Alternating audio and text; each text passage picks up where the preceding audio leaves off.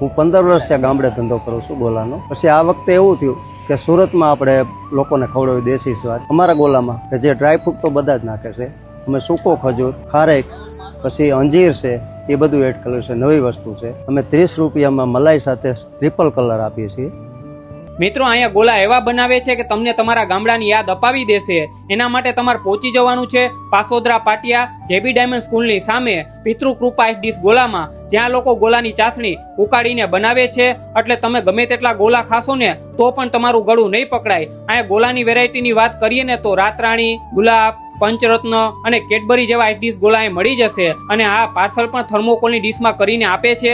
એટલે તમે 20 થી 25 કિલોમીટર દૂર રહેતા હશો ને તો પણ ગોલા ઓગળશે નહીં. તો જો તમે સુરતમાં રહીને ગામડાના ગોલાને ટેસ્ટની મજા માણવા માંગતા હોય ને તો એક જરૂર ને જરૂર પિતૃકૃપા ડીશ ગોલાની વિઝિટ કરજો.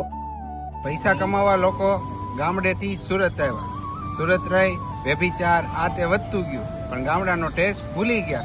પિતૃકૃપા આઈસ ગોળો એક એવો ગોળો છે કે જ્યાં લોકો ગામડાનો આપણે હાથમાં જે બરફ વાળો ગોળો ખાતા હોય ને એ ટેસ્ટ આવે છે. પ્લેન હોય કે કાજુ બદામ હોય કે કિસમિસ વાળો હોય, ગોળો હોય તો માત્ર પિતૃકૃપાનો.